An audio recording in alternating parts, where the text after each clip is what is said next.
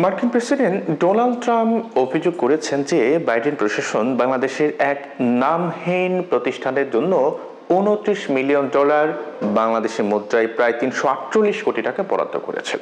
স্থানীয় সময় শুক্রবার মার্কিন অঙ্গরাজ্যগুলোর গভর্নরদের কর্ম অধিবেশন নিয়ে হোয়াইট হাউসে আয়োজিত এক সংবাদ সম্মেলনে ডোনাল্ড ট্রাম্প এই দাবি করেছেন।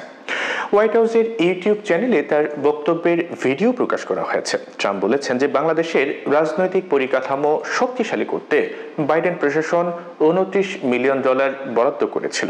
এই অর্থ পাঠানো হয়েছিল এমন একটি প্রতিষ্ঠানে যার নাম কেউ শোনেনি এবং যেখানে মাত্র 2 জন কর্মী কাজ করে। ট্রাম্প আরো বলেন যে ভেবে দেখুন, এমন একটি প্রতিষ্ঠান যেখানে মাত্র 2 জন লোক কাজ করে সেটি যুক্তরাষ্ট্রের কাছ থেকে $29 মিলিয়ন চেক পেয়েছে। এই ধরনের অর্থ ব্যয়ের কোনো যৌক্তিকতা থাকতে পারে না।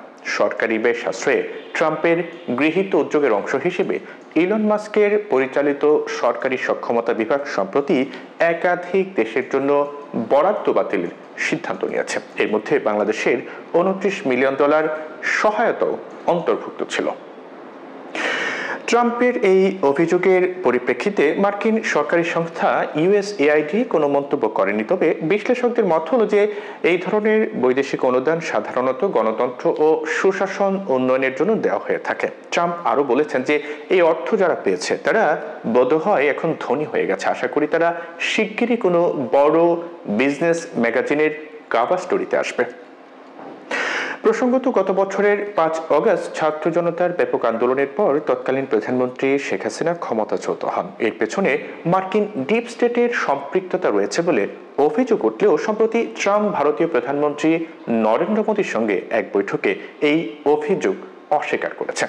এছাড়া ট্রাম্প তার ভাষণে অন্যান্য দেশের জন্য দেওয়া অনুদানের বিষয় নিয়েও প্রশ্ন তুলেছেন। ডোজের তালিকা বলছে যে Mozambique, Cambodia, Serbia, Moldova, Nepal ও মালির মতো দেশগুলোতে $1 মিলিয়ন সহায়তা বরাদ্দ করা হয়েছিল। এই বিতর্কের পরিপ্রেক্ষিতে মার্কিন প্রশাসনের ভবিষ্যৎ পদক্ষেপ কি হবে তা নিয়ে কৌতূহল তৈরি হয়েছে।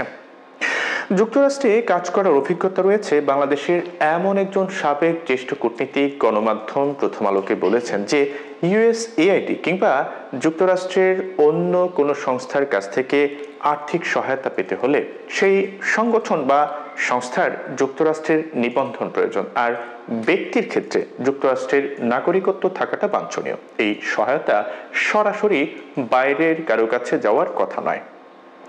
হোয়াইট হাউসের ওই অনুষ্ঠানে ভারতের প্রসঙ্গে ট্রাম্প আরো বলেছেন যে $21 মিলিয়ন দেওয়া হচ্ছে আমার বন্ধু প্রধানমন্ত্রী নরেন্দ্র মোদীর ভারতকে ভোটার উপস্থিতি বৃদ্ধির জন্য। ট্রাম্প বলেন, তাহলে আমাদের কি হবে? আমিও তো চাই ভোটার উপস্থিতি বাড়ুক।